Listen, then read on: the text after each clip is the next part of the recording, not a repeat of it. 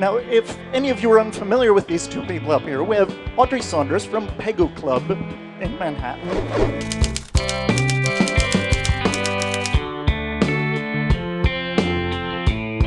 And Sasha Petrosky from, let's see now if I can do this, Milk and Honey, New York. White Star, Dutch Kills, Little there's Branch. something, Little Branch.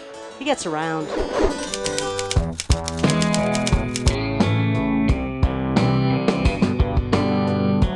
Anyway, so first question I'm going to ask both of you guys. Why the hell did you get into the business to begin with? I got divorced. Oh, that's a good reason to become a bartender. My ex-husband and I were childhood sweethearts. We had a couple of businesses together, and we were pretty good at what we did, but we were workaholics. And after we got divorced, we continued to work together for another 6 years. Whoa. At which point I said, I love you, but I need to go get a life. I don't have a favorite cocktail to make because I've made so many, and it's like having children. You take an idea and you create it and you put it out into the world, and then you watch it grow legs and walk on its own. But I've put the same love into 100 cocktails. So I love them all, but it's like different children with different personalities.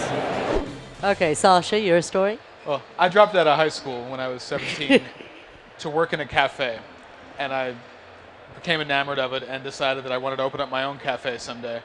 And after 10 years of working on and off in various restaurant gigs, trying to save money for my cafe, I realized this is not happening. I'm never, ever going to make enough money to open my cafe. Why don't I get a job in a bar? And that way I'll make more money and thus be able to open my cafe sooner. And when I opened Milk and Honey, I'd never made a cocktail before, nor been a manager, nor worked with a computer cash register or a credit card machine or any of that. My favorite cocktail is probably the Pisco Sour, and my own bar is excluded from the equation. Probably Bemelman's Bar at the Carlisle Hotel in New York City. I've watched both of you training people and even asking questions. You can train people to a point of almost, no, the ice is, look at that ice. That can't be that way. It has to be the other way, and throwing the whole drink out. You, I've seen with a thermometer, going, what do you think is the optimal temperature for a martini? Why are you like that? A dear friend of mine, Johnny Uzzini, who's a Jean Georges pastry chef in New York City, he just said very simply, he's like, why would you settle for mediocrity? It's like, if you're No going to do reason. anything in your life, why not do it as best you can? I think you also have to really love what you do. I think you have to love, for us, we love bartending, we love making drinks. I think passion is really, really at the core of everything, because when you're passionate about something, you want to know every single aspect of it. I am definitely partial to gin cocktails. I just find that they bring such a refreshing quality to the table. I think the botanicals in gin have a way of making your palate dance, and I'm always looking to have a cocktail that's not cloying, it's not sweet. So I love gin cocktails for that reason. Okay, so this is one style of what perfectionism can do. Building a drink with a unique ingredient, building a unique syrup to do it. Now, your version of what do you do? We tend to go one step simpler, one step less creative, certainly. I don't think of bartending as a creative endeavor at all. What do you think bartending really is? It's a craft. Okay. Much like building a cabinet. People put too much emphasis on being creative as if it's the end-all and be-all of, Yeah. like we are not necessarily put on this earth to be creative. Occasionally, some people are gifted or burdened with that kind of talent. Yeah. Myself, thank God, not like that. Being a good bartender is not really, at the end of the day, a matter of skill. It's a matter of character. Like, will you make 250 good drinks in a row? It's not can you, because the set of people who can is far, far larger than the set of people who we call great bartenders. Because it's like you show up at work on a Friday, do you phone it in or do you really do it? When you reach into the freezer and the glass you grab is only kind of cold, do you reach further back and get the one that's truly cold? And that we couldn't call that creative. It's just a matter of character. Do you care enough to make your drinks as best as you possibly can?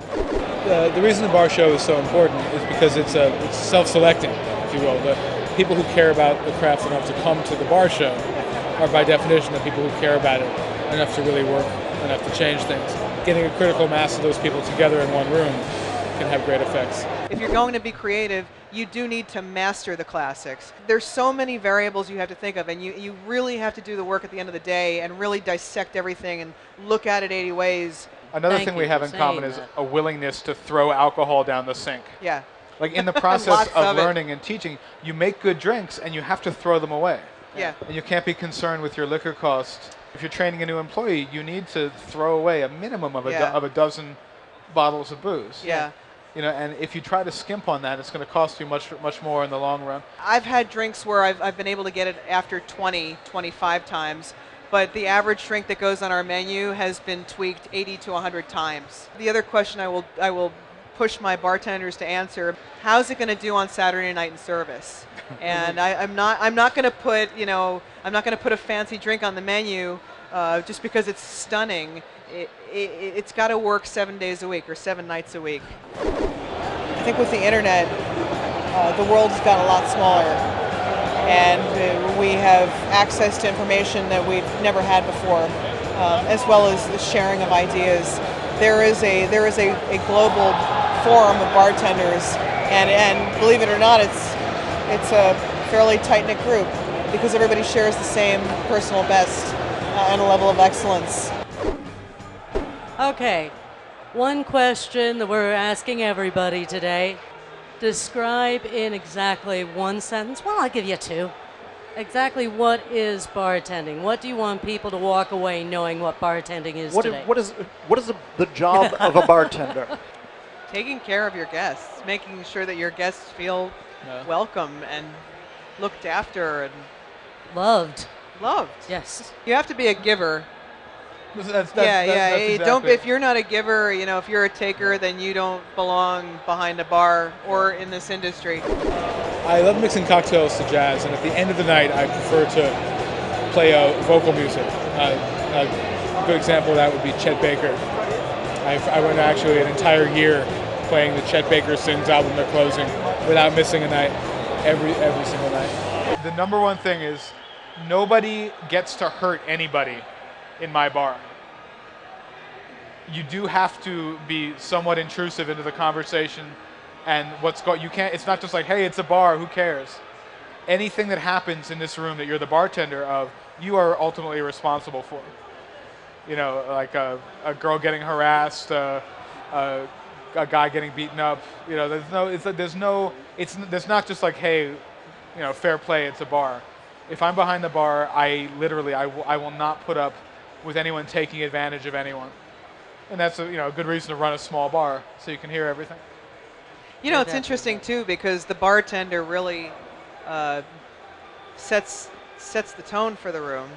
Depending on who is behind that bar, that bartender's energy is going to translate into the guests and into the floor staff and to the entire mood of that bar. And if everybody feels like that bartender has control and he's taking it in the proper direction. Even into the point of music, because I've watched both of Everything. you change the tone of music because you're looking at the people who've just walked in just to control the situation. Absolutely. A good bartender changes the volume several times a shift.